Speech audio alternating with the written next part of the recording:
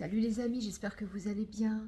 Alors concernant ce message que je vous ai transmis, qui nous demande en fait d'apprendre à faire un maximum de connexions sincères entre humains, je voulais simplement voilà, développer le point de vue que j'ai sur ce message en fait, ce que j'en comprends. Je comprends que à partir du moment où on va se concentrer pour, dans l'instant présent, être une version de nous plus complète, pour un échange plus sincère avec une autre personne, ça nous demande de nous dépasser, ça nous demande de faire taire notre ego et d'être dans le cœur. Et donc, c'est vraiment une attitude qui se met en place depuis notre âme, et ça nous nourrit. Et dans un premier temps, ça va nous aider en fait à dépasser aussi nos jugements, à dépasser les peurs qu'on peut avoir et puis toutes nos limitations, puisque nos interactions avec le monde sont le reflet de qui on est. Donc là, ça nous demande vraiment en conscience, ça nous demande, pardon, en conscience de choisir qui on veut être pour cette personne dans cette situation-là. Et ça nous apprend du coup à développer des attitudes plus inspirantes qu'on n'aurait pas si on faisait les choses sans conscience, sans réelle réflexion, sans intention.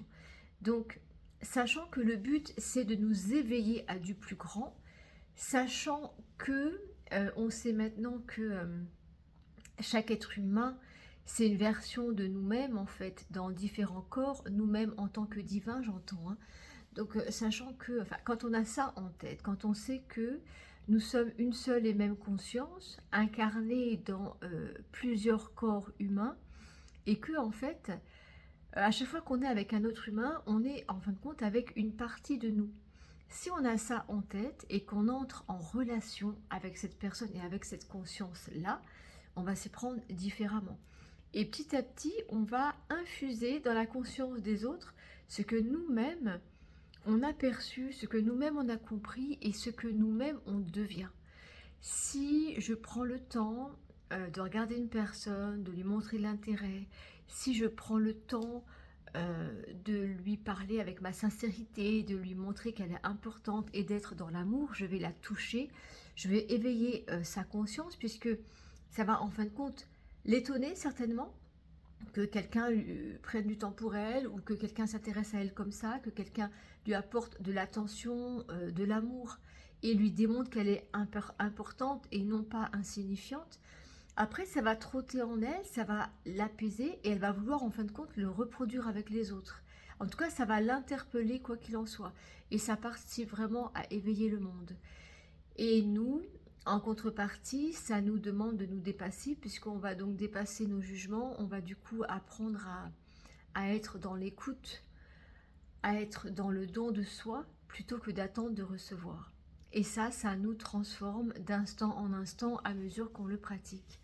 Donc voilà moi comment j'ai compris cette demande, et ça rejoint totalement le travail qu'on fait, puisque on connaît des choses, on apprend des choses, c'est très bien, mais ça ne sert à rien si on ne les met pas en pratique.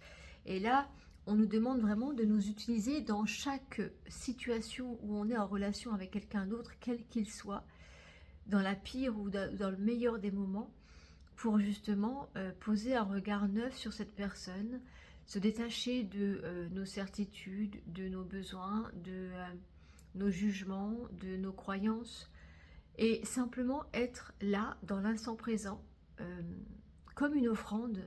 En fait, c'est s'offrir à l'autre, par le fait d'être bienveillant, aimant, aidant, à l'écoute, et dans le non-jugement de ce qu'il peut être ou ce qu'il peut dire.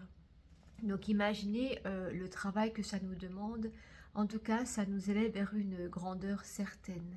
Merci beaucoup, je vous embrasse.